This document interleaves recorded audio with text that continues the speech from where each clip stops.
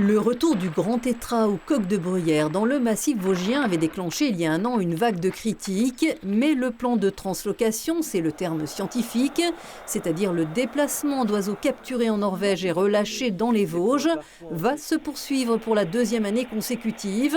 Annonce confirmée ce mercredi en mairie du village du Valtin par les responsables du parc naturel régional des Ballons des Vosges. Le parc est missionné par l'État avec la région Grand Est pour piloter cette opération sur 5 ans et tenter de sauver cette espèce dite parapluie en voie de disparition. Sur les 9 premiers spécimens norvégiens réintroduits, 3, 2 coqs et une poule sont toujours vivants. Les autres ont été victimes de prédation. On ne peut pas tirer des conclusions à l'issue d'une première saison avec seulement 9 oiseaux capturés alors qu'on peut en capturer jusqu'à 40 par an.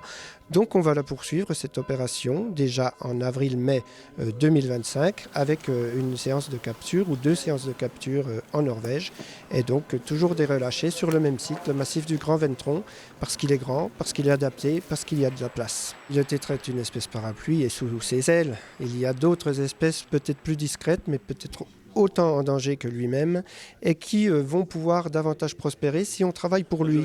Signe encourageant validé par le suivi scientifique, la présence conjointe sur le terrain des oiseaux norvégiens et autochtones.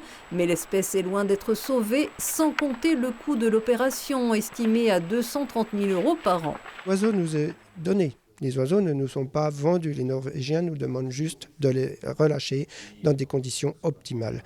Voilà. Et après, il y a des actions autour de ces relâchés. Il y a un peu de personnel, effectivement.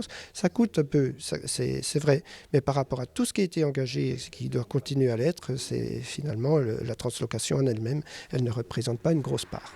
Biodiversité, patrimoine naturel, mais aussi culturel. Les actions du parc ont un axe central, maîtriser la fréquentation. Penser à un tourisme durable de part et d'autre de la ligne des crêtes, qui profite également aux vallées. Exemple avec le ballon d'Alsace qu'il faut promouvoir et le sommet du Honeck qui se dégrade, qu'il faut protéger. Notre ambition, c'est bien sûr de mettre en place des dispositifs pour mieux connaître la fréquentation, mieux l'organiser, mais mieux sensibiliser et puis aussi accueillir les gens peut-être qui ne connaissent pas notre territoire et qui ont besoin d'informations pour la respecter. Le parc agit en concertation avec les départements, les régions Grand Est, Alsace, Bourgogne-Franche-Comté concernés par son périmètre, avec les acteurs économiques locaux et travaille à un projet essentiel, à l'instar de lieux célèbres comme la Pointe du Rhin en Bretagne ou la Camargue.